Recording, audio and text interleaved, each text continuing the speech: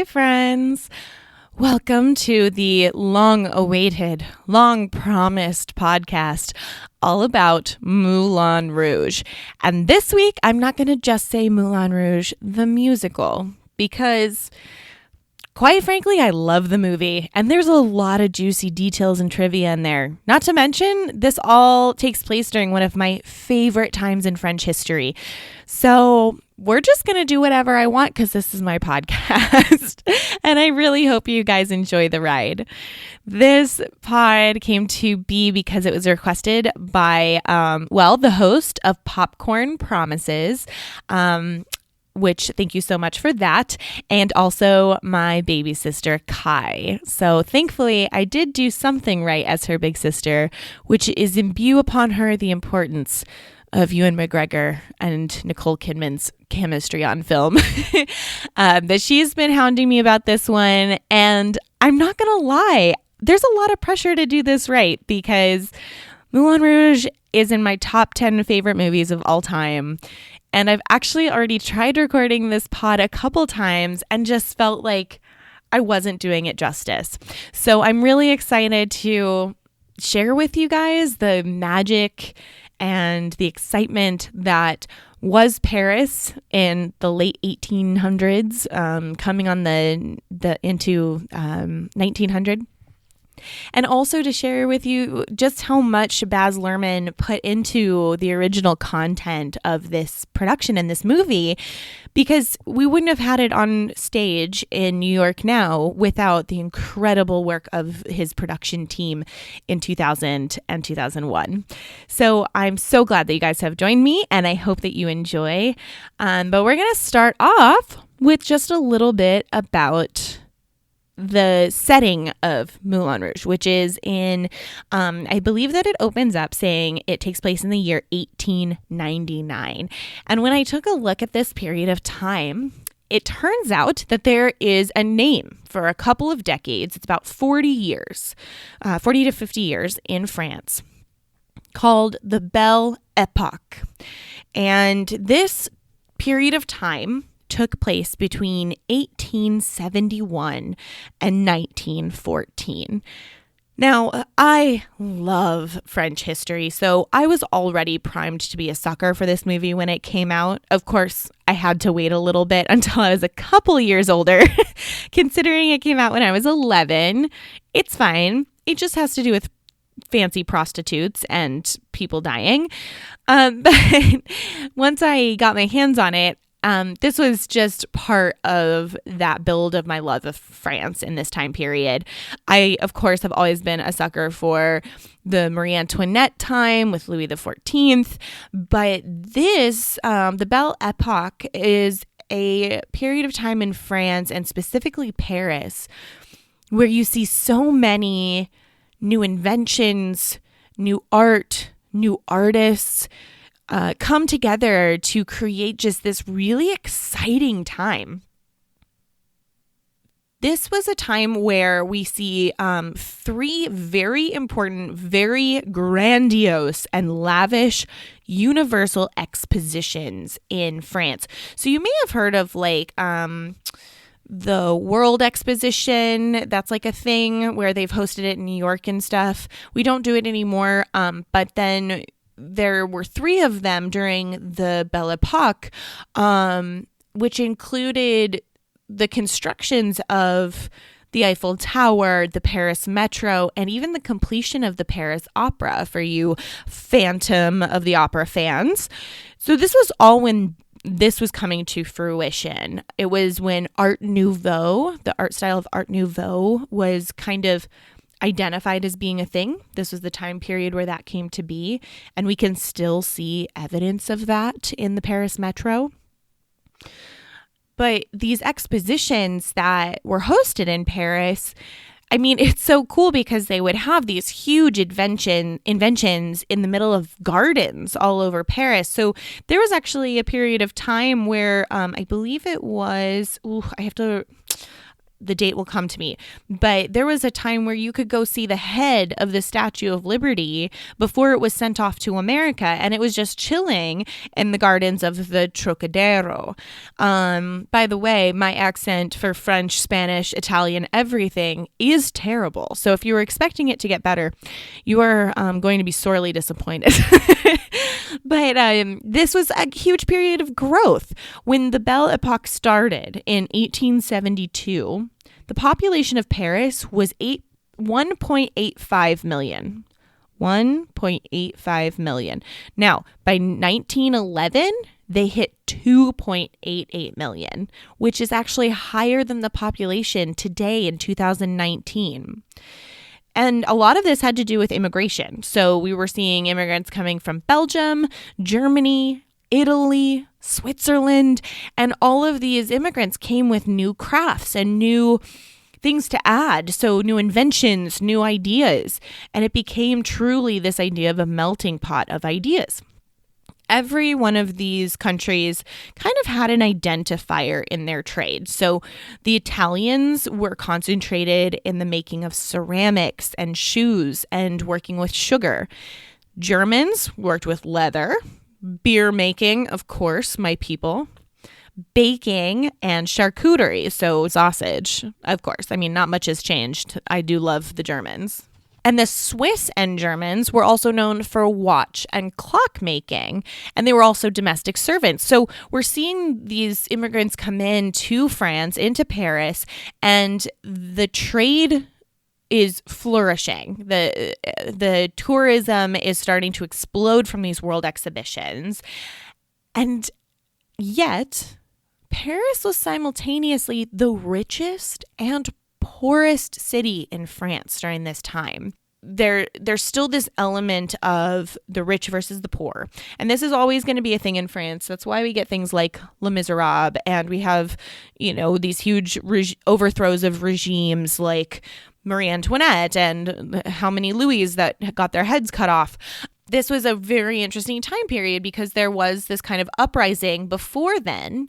But when we reached the Belle Epoque, this was actually a fairly peaceful time. So even though there's still this huge disparity between the rich and the poor, for the most part, the severe violence that we saw in like the riots in the streets and the huge protests and beheadings, that has dissipated. The most violent thing that happened during this time period, I actually am really happy about because the first labor union congress in Paris took place in October of 1876. And 4 years later, on May 1st of 1890, socialists organized the first celebration of May Day, or as we know in the United States, Labor Day. And this was the first International Day of Labor. The biggest problem with this is, and I quote, they didn't have permits. That was pretty much an excuse for the wealthy people and for these huge factory owners to beat down and exploit these workers. But it did result in a lot of conflict between these unions and the police. It was also an interesting time as far as religion goes. France I've always at least thought of it as being pretty secular, but it was really during this time of the Belle Epoque when we see it become even more so. So it was around 1880 when a law was passed that all public education should be non-religious. 1880, that's pretty progressive, especially for a European country. And then in 1883, laws were passed forbidding public prayer. Again, super, super progressive. And by 1885, divorce was legalized, and that was huge. So we see it like this is the really big period of time where France is becoming increasingly secular, and the people themselves are actually expressing their freedom. One of the best expressions of that is the French can-can. The French can-can was developed, of course, in France, in Paris. And from the research that Baz Luhrmann and his team did, it wasn't so much about the can being scandalous, because I always think of like they throw up their petticoats and they're like kicking their legs all high and it's like, look at my crotch, I'm a courtesan, right? No. The exciting thing about the can was that women in this time period were living under these layers of petticoats and stockings, and the material on these dresses were so heavy that by lifting up their skirts, that simple act of lifting them up, and what we think of the traditional can of the kicking in front, it was an expression of freedom. It was an expression of movement. These women, especially those who aren't performers but learned the can as kind of this very like, ooh, this is a big deal. It's very risque. Like they just learned the dance because they could. This was for women who had to sit still and proper and keep their mouths closed all day and their ankles crossed when they were sitting in these awful wooden chairs. And then when they learned the can, it was different. It was freeing. It was exciting. It was high energy. And so much so that women trying to do this in corsets actually broke ribs and broke legs because they were going so intensely and so quickly. Actually, the behind the scenes look on the Moulin Rouge DVD, yes, DVD. I'm sure you can find this on YouTube now, but there was this great explanation on there about the can and about that as a dance and how dangerous it was. At the time, it was considered the most dangerous dance in the world, which is hilarious to think about, but it actually had a lot to do with the clothing and the fact that they were doing these movements in a boned corset, oftentimes much too small for them. And so when they did it, a lot of these women they went all out. Of course, the performers, yes, but even just women who learned it as like a party trick or with their friends, it was a freedom of expression. And it was exhilarating at the time. A big thing that came out of this time period is also cabarets. So cabarets also they were popular in Germany as well, and this was very much more an underground thing. It's an underground form of performing. But if you've heard of like the tiny cafe La Chat Noir or the Black Cat, which I'd be surprised if you haven't at least seen the poster or seen the logo on a t-shirt. That was another very popular cabaret. And this was a form of performance that was very easy to put together. So cabarets like the Moulin Rouge and Le Chat Noir consisted of a series of amateur acts. And then they would have a master of ceremonies or an MC to tie them all together. So there'd be like a theme. Maybe they were doing, let's pick something, love. They're doing love as the theme. So the dance numbers, the comedy numbers would all be strung together by the MC using this theme. So very, very cool. But Moulin Rouge wasn't the first one to do it, and they certainly weren't the last. The Belle Epoque also saw the creation of many, many inventions. I can't even list them here, but some of the biggest ones are French automobiles, aircrafts, and even motion pictures. And then, as I said before, Art Nouveau, which is considered a very big art movement in the art history world, it became the most striking stylistic innovation of this period. And you can still see today, they've kept the metro entrances the same design. They were designed by Hector Gumard. And it's this gold lettering against a black gate. It looks like black iron. Those are replicas of his original designs. So Art Nouveau became a part of the city. It was integrated into the city.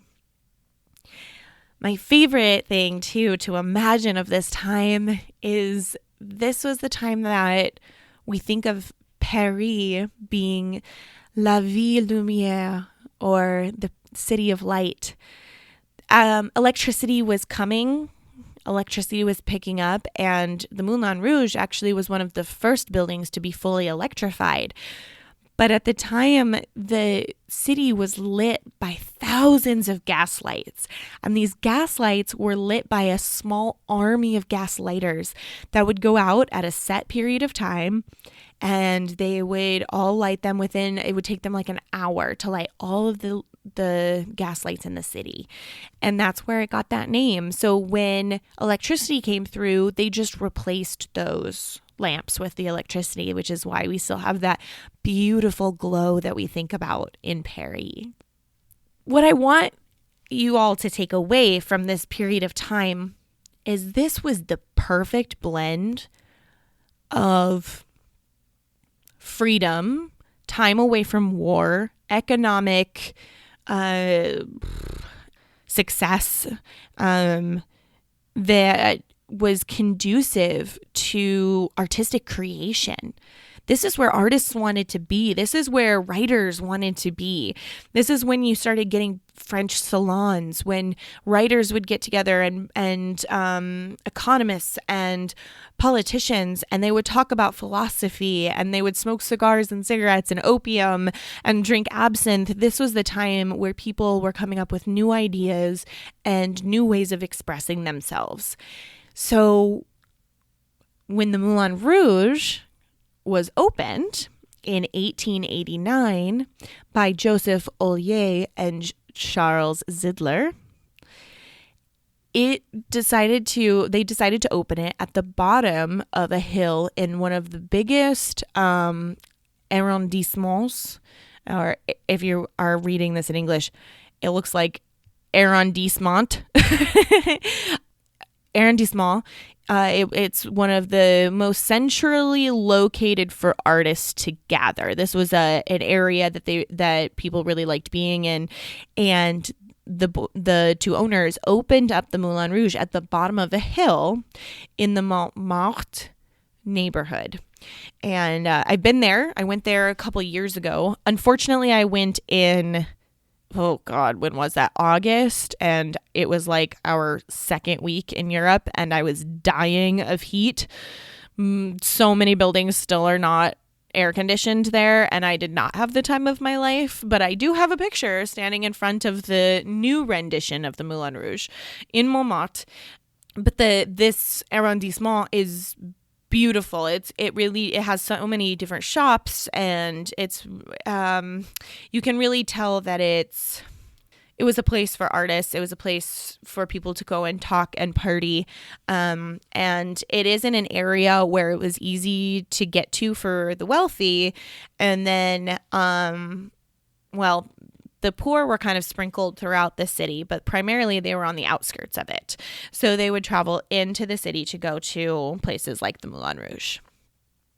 The Moulin Rouge was started as a dance hall, but they did include a cabaret show. So when we think of kind of like that opening scene in Moulin Rouge where you have Harold Zidler and he's rotating that giant dial to tell people what the next dance is, that's not totally inaccurate. Don't get me wrong. The Moulin Rouge film is not an accurate historical reproduction in any way, but it did start as a giant dance hall and then become more of a theater. So you would have fun skits and different things happening, but it did start with that big dance hall idea. Now, the Moulin Rouge, or Moulin Rouge, is there is a direct translation, which is the red windmill. Right, obvious. Okay, it's a giant red windmill on the front of their building, so that makes sense. But there is a really cool story. I've looked for additional stories or sources to tell me if this was 100% the reason why Zidler and Ollier named the Moulin Rouge this, but I couldn't find many stories to back it up. This is just a rumor of how this got its name. The idea of the red windmill comes from a story in which Russian troops were coming through France, and they came across 4 millers. And these millers were called the Debray brothers. So the Debray brothers defended their family's windmill because that's their livelihood, right? That's where they work. That's where they store all of their food and their grain and blah, blah, blah, blah, blah. So they're defending their family home and their livelihood against these Russian soldiers. And this was all happening during the Battle of Paris. 3 of the 4 brothers died defending their windmill, and they fought aggressively and valiantly. But the final brother shot the commander of the Russian troops, and in retaliation was then quartered and hung from the windmill with a different part of his body on each of the different spokes of the windmill, therefore giving it the name the Red Windmill.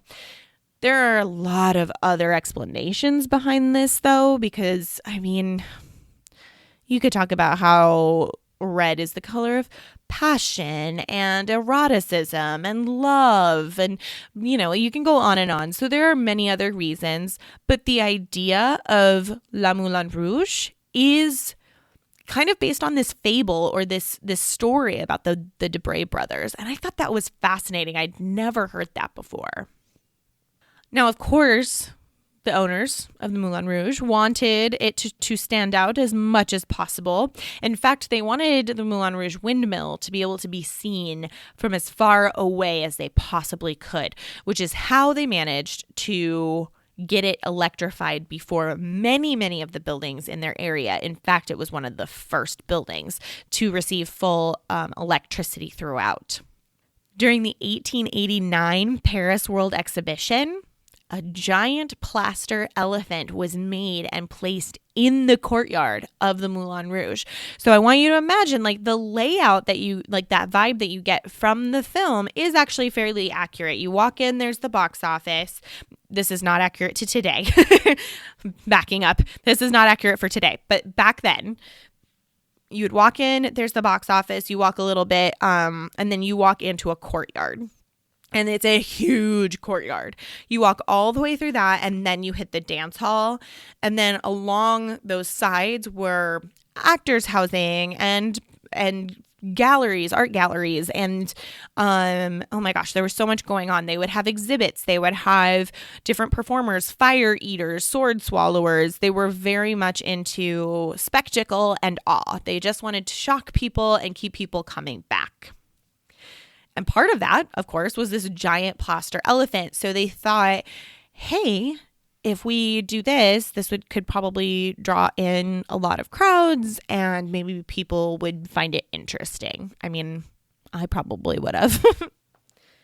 So I mentioned just a second ago that some of the Moulin Rouge actually kind of doubled as an art gallery, and there were places for exhibits. 2 of the most popular painters that were featured there, one was Renoir, who is still one of my absolute favorite painters of all time, and the other big one was Toulouse-Lautrec. And for those of you that may not know him as a painter, but know him from the film, he was a real guy. He was small in stature. Some people refer to him as a little person, but he actually had a different biological, he actually had a disease that caused him to be smaller. So it wasn't the same thing. But he was a very wonderful painter, and he loved to paint scenes from the Moulin Rouge and La Chat Noir and these other cabarets. He loved to depict nightlife in Paris and the bohemian lifestyle.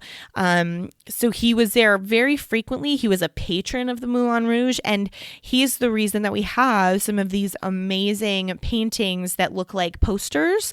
I actually have a couple in my house. Thanks, Mom. Of the original paintings from the Moulin Rouge. It was Toulouse-Lautrec that was inspired by these dancers and the feeling and the vibes of being in that place. And he put a paintbrush to a canvas. So luckily he was able to capture some of that for us. I do think of the Moulin Rouge as being a wild cabaret. In fact, the one of the artistic team members from the film, his name was Craig Pierce, or is Craig Pierce, said that it makes more sense if you think of the Moulin Rouge like Studio 54 in New York in the 70s.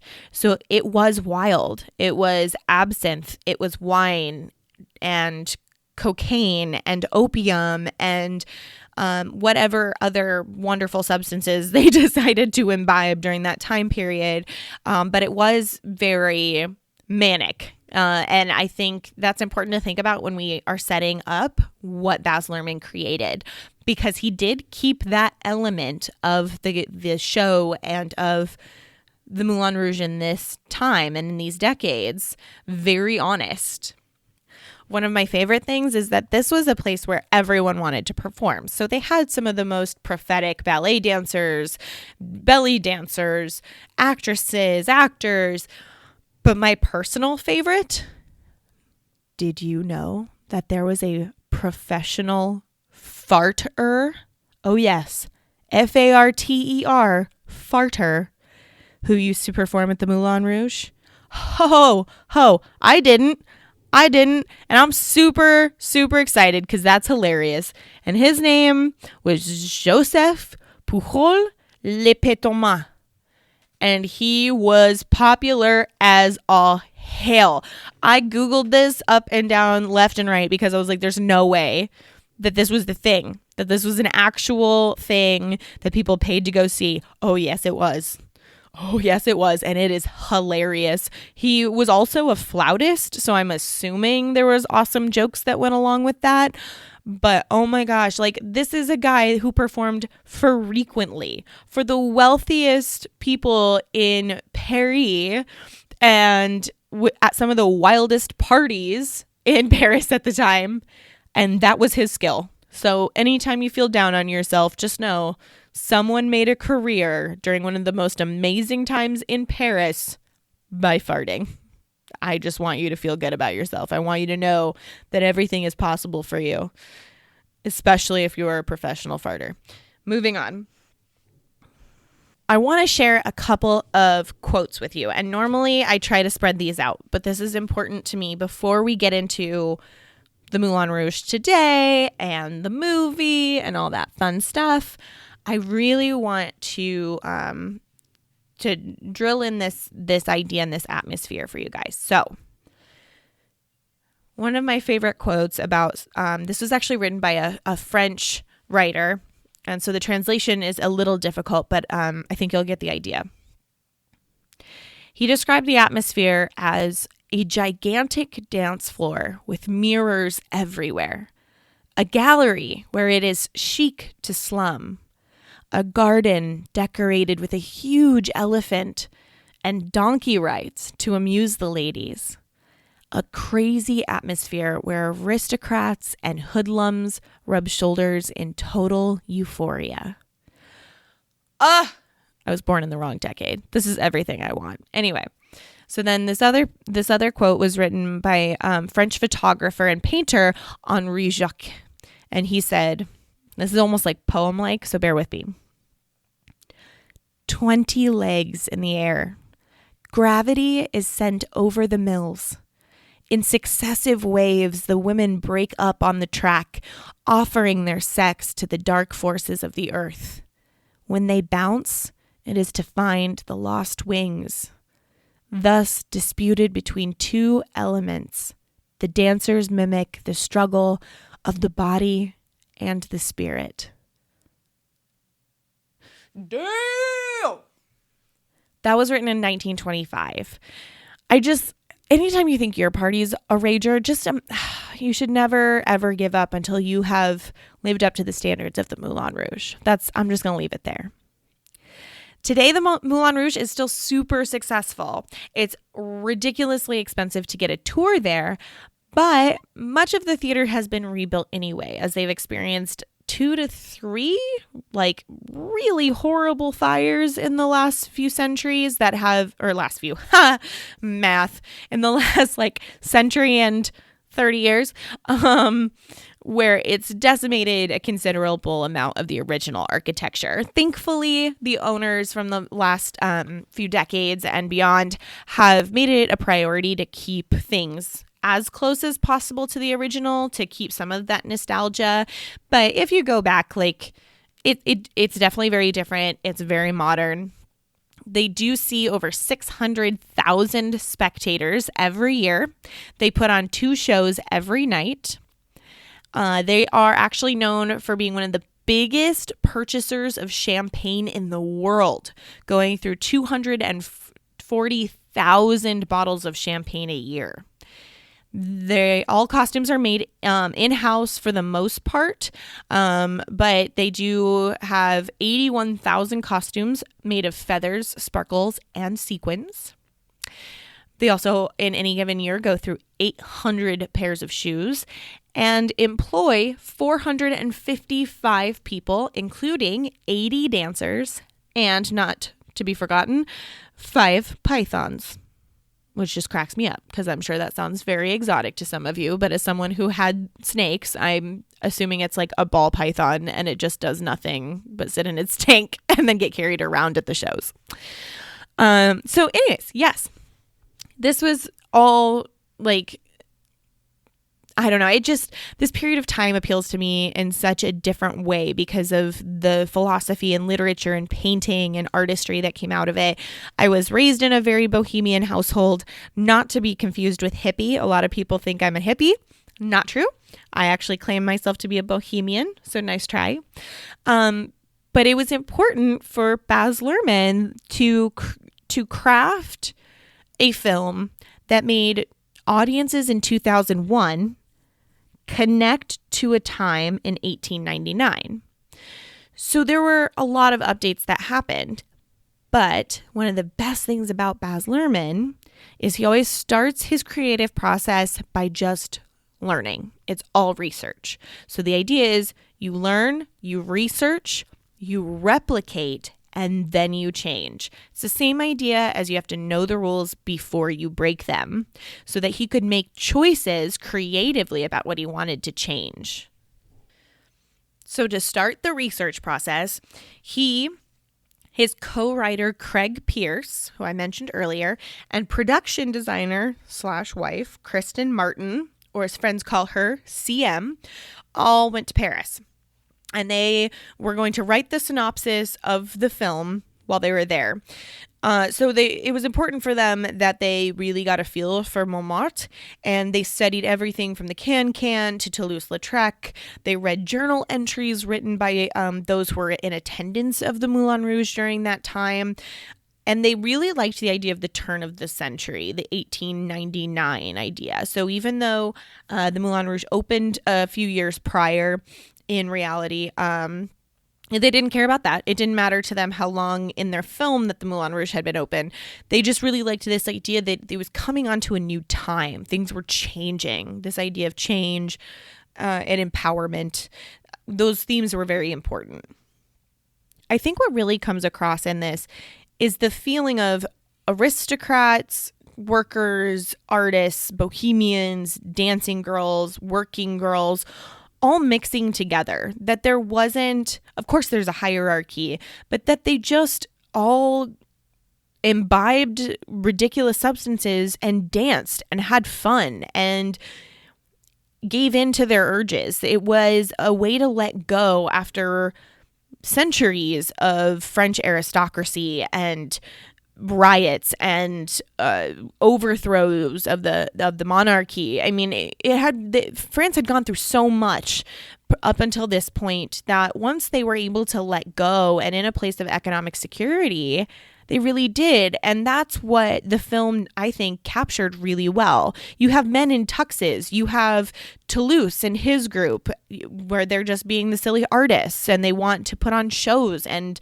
live their life authentically. You really get a feeling of all of these different classes and walks of life in one room. Okay, I'm kind of ashamed to admit this, and I'm sure any of my friends who are big movie buffs are going to give me so much crap about it. I never realized, or at least put together, that Baz Luhrmann created what he called the Red Curtain series. It was a series of 3 films. And it's really easy to identify which ones they are because they literally open with a red curtain. But the 3 films are Strictly Ballroom, Romeo and Juliet, and Moulin Rouge. And the idea was each of these films would have a sort of callback or theme to old Hollywood. And I love that idea. Of course, Moulin Rouge was the one that threw back to like 1940s, 50s diva glam, and the original 40s musicals is kind of like the general vibe that you get from these. But I had no idea that this was a connection he had made. This was something he had planned out as a film series in a way. And the films have nothing to do with each other, but the idea, he wanted to do a throwback. He wanted to use or engage this old film feeling. And I mean, I know Romeo and Juliet really well, and I know Moulin Rouge obviously very well. Strictly Ballroom I've seen, but I don't know a lot about it, so I can't speak to that one. In this traditional Hollywood fashion, Baz used 5 sound stages at Fox Studios Australia to film the entirety of this movie. This was both intentionally theatrical and totally went along with his theme, but it was also financially savvy. It did throw a couple of wrenches in some of the cinematography because they're like, oh, well, now we're not using any shots of actual Paris. We're not going to do any, external shots in Paris. But at the same time, it allowed them to make their own Paris and replicate what they wanted to from Paris at this time and change what they didn't. So remember, it's learn, research, replicate, and then change. So all of the sets that they built in full size. So you would see, for instance, the Moulin Rouge, they built like the interior of that dance hall, full size. There was also a 1/5 scale version of every soundstage that they made and every exterior shot of Paris that they did. The exterior of Paris is actually 3 shots. It's a 2D version, a 1/5 scale, and then there was one more. It'll come back to me. And that's in order to get those wide range swooping shots into the Moulin Rouge. So it would start 2D from really far out. And then when you're cutting between the buildings, a lot of that is the 1/5 scale. But they played a lot with green screen. I mean, a ton of this movie is green screen.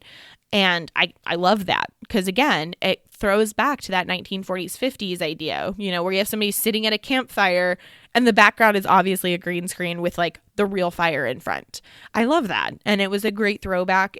Baz looked at what the sound stages would limit him with and then said, okay, how can we push past that? How can we make this intentional? And I love that he did that.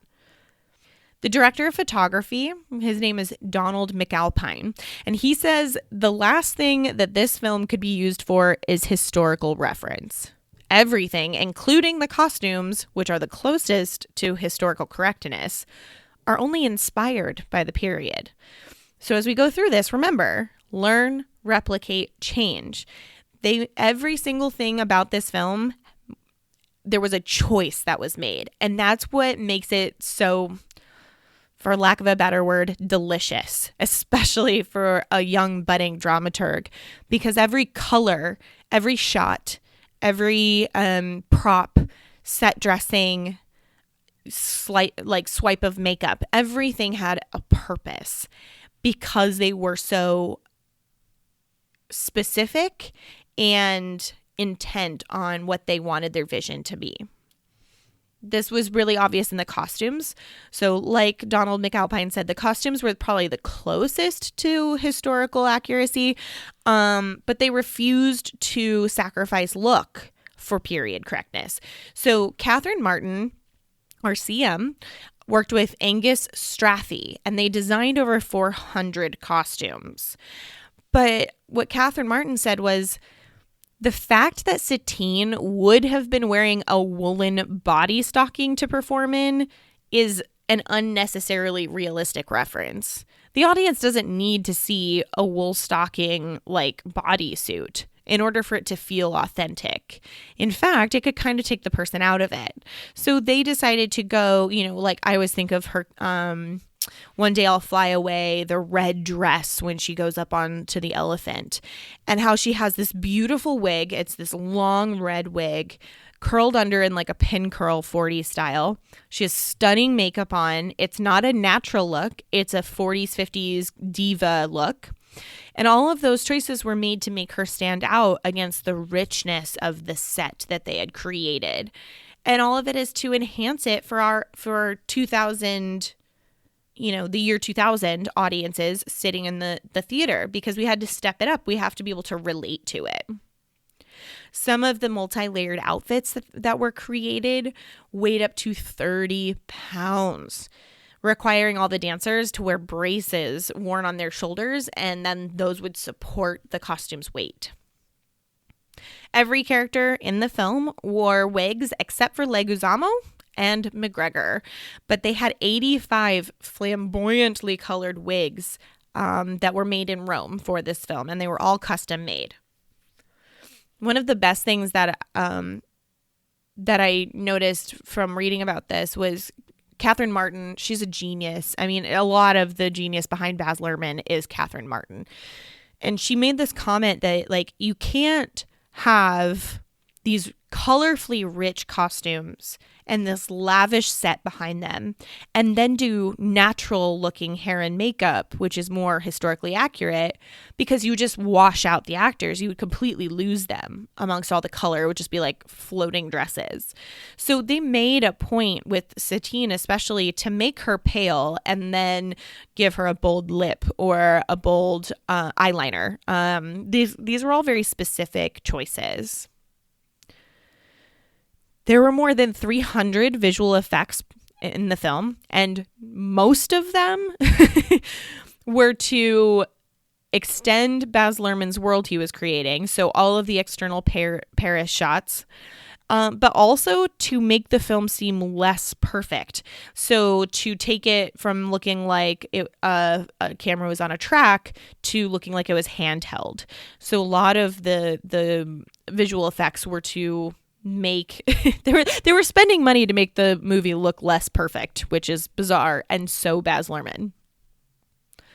Now, of course, what we all know most about is the score to Moulin Rouge, which was groundbreaking and, in my opinion, the best implemented jukebox musical of all time. Here's why. Because Baz didn't sit down and say, how can I put this song into the show? He said, what does this character need to say, and what's the best song to say it with? He didn't start off thinking about what rights he could get or which ones were going to be very expensive. He actually had a process where he worked with Craig Pierce, to identify what they called staffs. And I'm not a film person. I don't know if this is a usual term, but staffs stand for scenes that are fundamental. So in other words, One Day I'll Fly Away, Elephant Love Medley, Come What May, Like a Virgin. These scenes that needed the characters to convey something or push the action along. And so they identified which scenes those were that needed those songs. And then they said, okay, what's the best song for this? And like I said, they didn't start with what songs can we get the royalties to. In fact, some of the ones they chose, they couldn't get access to. They almost didn't get Smells Like Teen Spirit from Nirvana because Courtney Love wasn't a huge fan. They did end up giving it to Baz for like a ridiculous sum of money, but that's one of the reasons it's not in the musical. It is very difficult to get these things. What I want to mention now, because this is going to come up in a couple minutes with the musical, is what Baz Luhrmann did with Craig Pierce and even Kristen Martin with the music, is they found a delicate balance between putting the music in a place where it felt natural while also creating this very exciting and almost supernatural world, very quick-paced world, right? That's the Baz Luhrmann style. The editing is fast, the cuts are fast, even the camera motion is fast.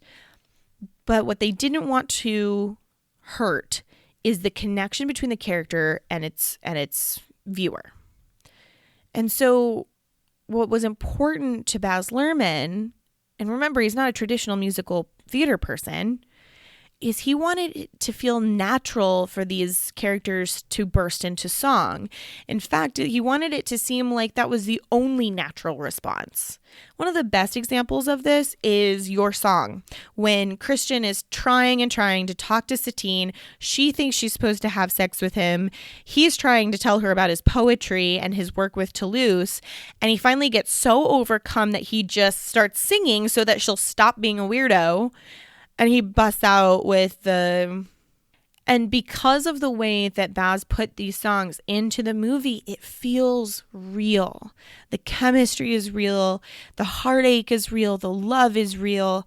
And that connected with audiences. I also think that using songs that weren't super contemporary allowed many different generations of viewers to enjoy and connect with the story.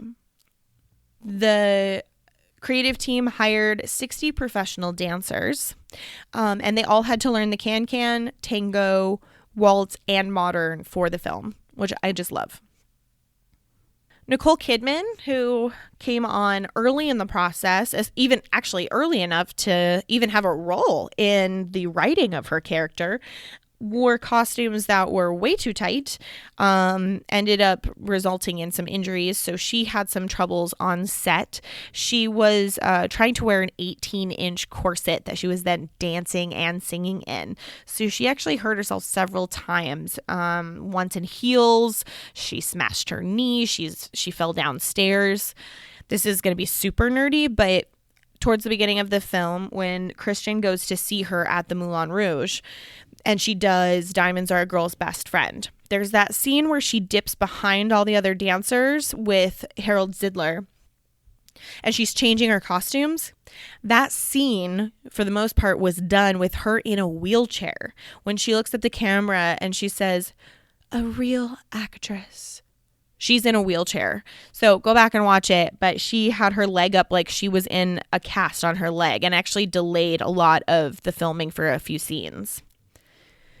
The most expensive item of costuming by far was that diamond necklace that she wore that the Duke gave her.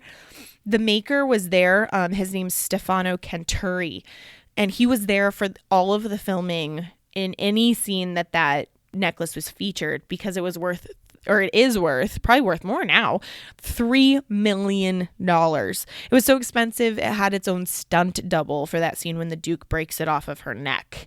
So yeah, if you ever want to have like romantic dreams about an inanimate object, I mean, I would pick the necklace.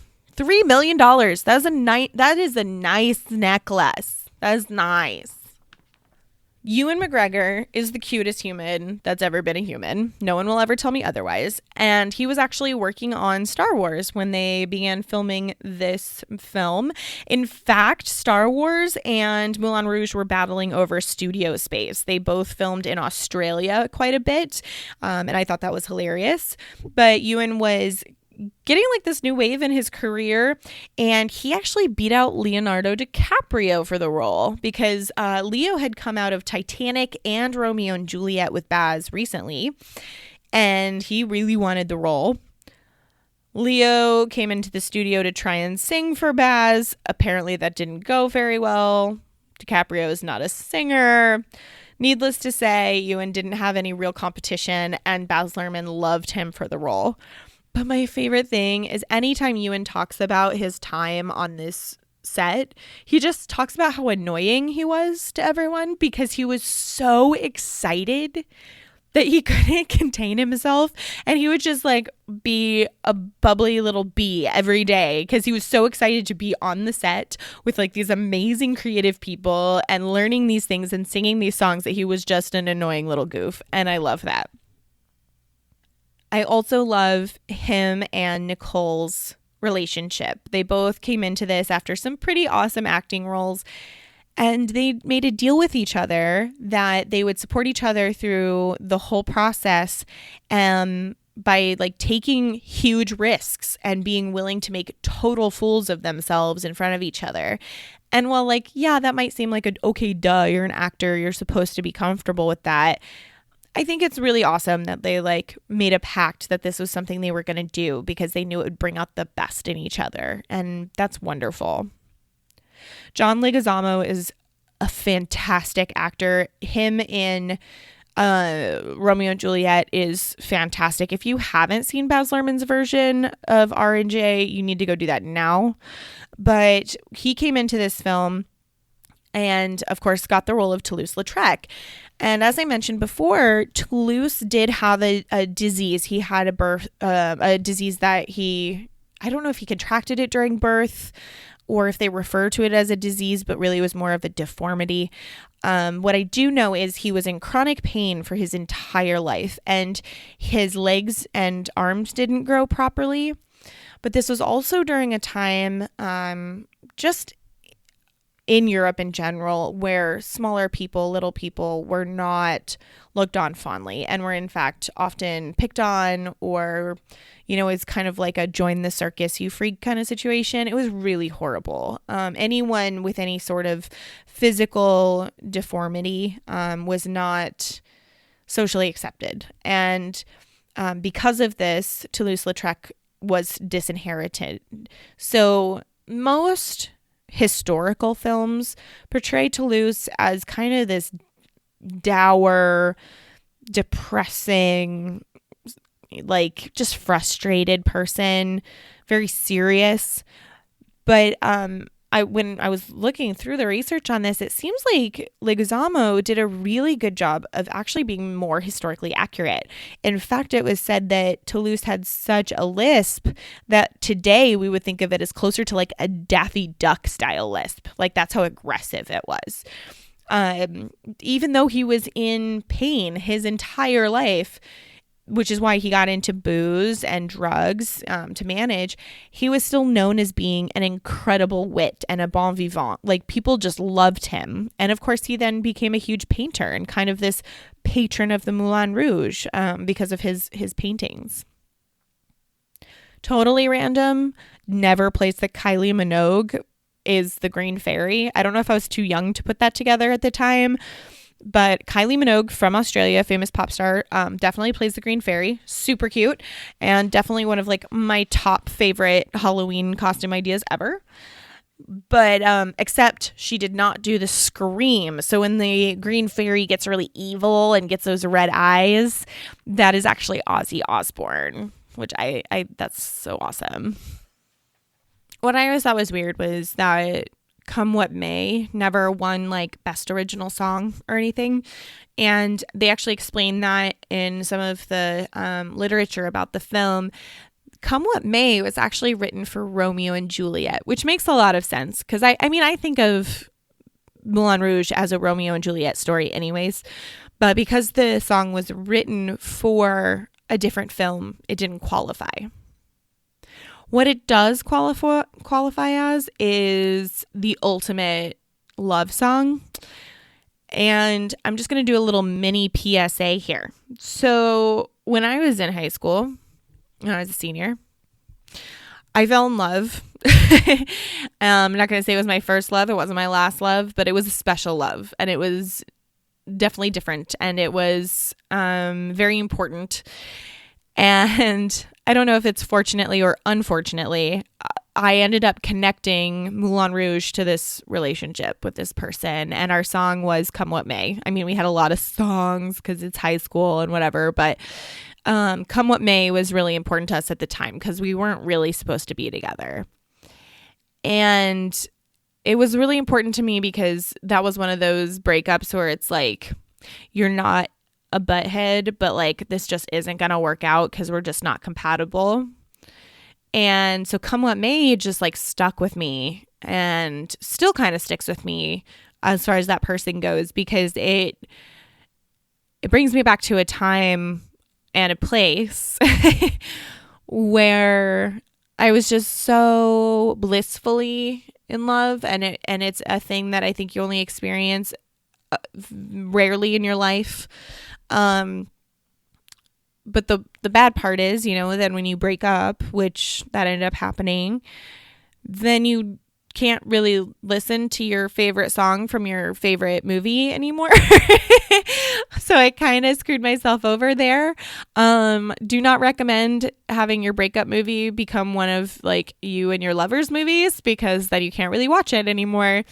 And for years before that relationship, this was the movie I watched through every heartbreak. And like, I'm not joking. I will never forget when I was 16. This was 2 years before this other relationship. I was 16. I was about to go on stage. It was an hour before I was supposed to star in Aladdin Jr. And a guy I'd been with for 6 months, which was my longest relationship at that point, broke up with me. Yeah, an hour before showtime. And I didn't know what to do with myself. I was falling apart, and I put my headphones on, and on repeat, I listened to "The Show Must Go On, The Show Must Go On, The Show Must Go On." And to this day, I never let that song be tainted by anything, because that was a song that got me through so much. Whether it's just trying to get up in the morning when you're dealing with something really tough, like when I lost my grandmother a couple years ago, or severe heartbreak, like I did when I was 16. Like, that song got me through so much. And like, this was a known fact in my family, because when I went through that breakup, I got home to a bouquet of flowers from my dad, and he drove to Hastings just to pick up Moulin Rouge for me so that I could watch it and get through this breakup. And I probably watched it 4 times over the course of like 2 days. But like, this movie was so important to me. And oh my gosh, I used to keep like little notches on the inside of my closet. I would notch every time I watched the movie.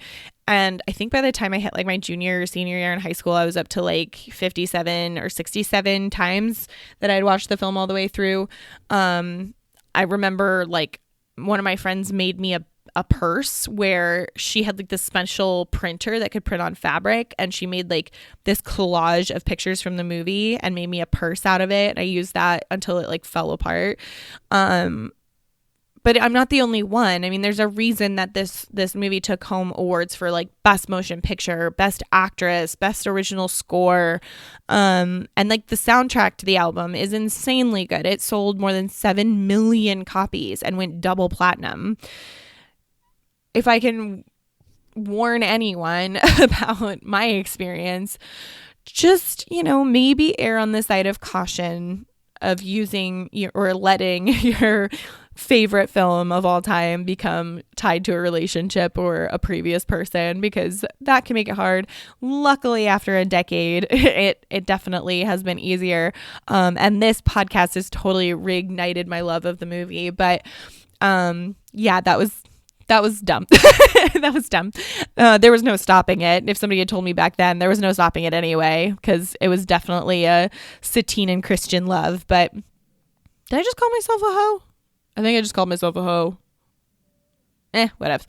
So I'm going to try and sound impartial as we move into the discussion about the musical. But I'm going to be real with you. After all of this research and reading all of the reviews and doing all of this work on the pod, I'm not sold on the musical. But I'm going to back up. So I'm going to try and be impartial here, but just keep in mind, I'm not totally sold. I'm going to try not to let that get in my way.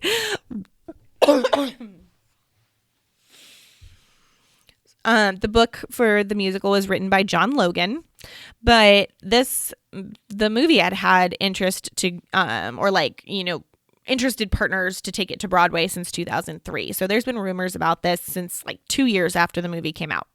By the time it premiered in Boston in July 10th of 2018, the production was featured choreography by Sonia Tehe, sets by Derek McLean, costumes by Catherine Zuber, lighting design by Justin Townsend, and sound design by Peter Helinski. And then it opened on Broadway this year in July of 2019. This year. Derp, derp. It is on track to go on a national tour. I don't believe it's coming to the Southwest. So if you're in Arizona, you're going to have to go to Chicago or any of those areas to see it, at least for now. I'm sure it'll come to Gamage in like 4 years. Here's the deal. They changed a ton of things that were important to me. The first thing was the music. They took out a few of the classics. Some were for royalty, because of royalty issues. And some of these decisions were based on just them trying to update the score. They added a lot of songs to the new cast recording that have been put out since 2001. Because, I mean, think about it. It's been, what is that, almost 20 years since the movie came out. So they've definitely wanted to refresh it and connect with today's audiences. So they took out Like a Virgin, Smells Like Teen Spirit, The Show Must Go On, and One Day I'll Fly Away. Oh my God, my heart. Like, I don't even know what to do with that. The creative team wanted to use music that was made in the last couple decades so that they could continue the legacy that Baz Luhrmann started, which is connecting the audience to the actor through these songs, finding things that would really connect the two. They created a ton of new mashups, and these were all created in order to increase the audience's emotional connection with the characters. But here's the issue. While it's the same type of device being used that Baz Luhrmann did, much less time was spent making sure that the world being created feels like the world where the actors are speaking through the song. So the songs end up sounding almost out of place. Nothing is more obvious than them replacing One Day I'll Fly Away with Firework by Katy Perry. I'm going to say it one more time. Firework by Katy Perry. You guys, I can't. I'm so pissed about this. Like, I kind of want to boycott the musical just because of that. And I am a Katy Perry fan, but there's a time and a place. And Moulin Rouge is not that time and place. No. Some of the more positive changes were they really wanted to get away from the stigma of sex work being a negative. So they gave Satine's character, played by Karen Olivo, much more agency. Like, she sleeps with the Duke earlier on in the show because for her, that's just her job. It's not a big deal. That's what she does to make a living. She has her own goals. She's independent, and that's just part of her life to get where she needs to go. Totally great. Super on board with that. They also took out the idea that one of the other girls, like, gabbed behind Satine's back and got her in trouble with the Duke and blah, blah, blah. They took out all of that. So her best friend does not rat her out. They didn't want women against women. They really wanted it to be much more of a united front. So the women are kind of come together to tell Satine, hey, this Duke doesn't seem like a good dude. The reason they need to do that, actually, is because they changed the Duke's character quite a bit. So instead of being like this sniveling, annoying character, he's much more suave and sexy and actually a little bit more realistic as to how an abusive, douchey guy would be. He's not super obvious about it. They changed the style of the show within a show because they wanted to get rid of any possible cultural appropriation. So instead of Satine and Christian writing this musical about, how it was like the magical sitar and it can only tell the truth and there's the evil Maharaja, they got rid of this idea of the Indian stereotyped fable, and instead it becomes more bland. It's just kind of a plot device of the show within a show. But I appreciate that. I'm glad they were thinking about that, and I think it's important that producers on Broadway are aware of those things. So that's cool. But the biggest issue I have, really, and Adriana and I get into this in the next episode, I really struggle with how do you find in 2 hours, how do you find that love that Satine and Christian have in the film on stage when you make the Duke a lot more outwardly likable? Satine's sickness is way downplayed, like as in the audience barely knows what's happening. They totally skim over her death. You'll hear more about that later. Satine isn't played as this hopeless romantic. She's badass and she's independent, and I love that. But instead of like that being the reason she's drawn to Christian, like he respects her independence and that draws her to him, they kind of don't address it. So there's this dude that's pining over her, and she has like this very strong, just feminine energy, which I'm all about. But like, if you don't add this soft side or let your audience see the soft side, then they don't believe that she just all of a sudden fell for the writer. Because honestly, I would think that a woman feeling that empowered wouldn't mind being with somebody like the Duke to get where she needs to go. Because it's not about him. It's about her and her career. And he's offering her everything. He treats her pretty well, outwardly at least. And she decides like to be with Christian, and there's just not that connection for me. There's like this weird disconnect, which I found really interesting. So Adriana was super helpful for this. In the next episode, I meant to only do like a half hour of an interview, but we talked for over an hour, and it's super fun. Just about her experience as an audience member and a diehard Moulin Rouge film lover, what that experience was like for her to go see the show on Broadway.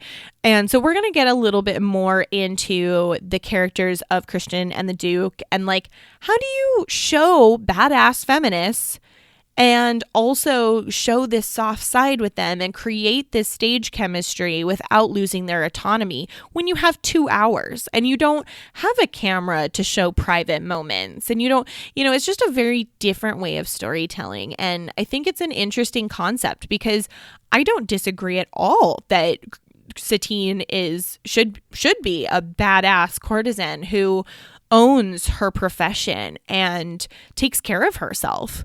But at the same time, like,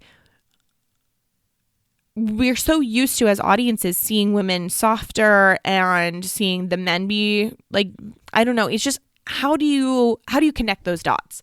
So I'm really curious to hear what you all think once you listen to this part of the pod, but also after we get Adriana on here and you hear her opinions about it, just how you think like storytelling in this way can be shifted, but also maintain the integrity of this romance where, you don't want Satine to lose that independence and that badassery that she has.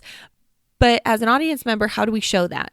And it doesn't help that, according to most of the information I've gotten about the show, unfortunately, Karen Olivo and Aaron Tveit, who are both incredible in their own right, just do not have stage chemistry together. And that is a problem. That is a huge freaking problem. So I could go on and on. I do go on and on. You have another hour of this nonsense coming up. I have no idea when I'm going to release it. I might release it tomorrow. I have no idea how I feel. But anyways, I'm super excited to get down and nerdy with you and Adriana. I'm calling her my professional theater nerd because she's amazing. But if you are around in Phoenix and you want to take in a new work this weekend, so October 25th and 26th. On the 25th, there's a performance in the evening, and on the 26th, there's an 11 a.m. matinee of a new work called Feminist Horror Stories. Super fun. It's like a collection of short plays. I had the privilege of sitting in on this process a little bit, directed by Angelica Howland, presented by Now and Then Theatrical Theater Company. I believe that's their full name. And I will post the details with my pod, but tickets are super cheap. Talkbacks, I believe, are to follow. Go support local theater. You will never regret it. And oh my goodness. We did it. We're at the end of the first part of Moulin Rouge. So, oh my gosh, let's do number 2. Yeah. Don't forget to hit like, share, subscribe, whatever floats your boat or hits your fancy.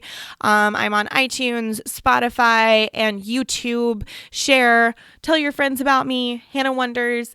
I super, super appreciate it. And if you do have time to go hit that 5-star on the podcast app, that would mean the world to me. So thank you for listening. I can't wait to hear what you guys think of these episodes, and I will talk to you very soon.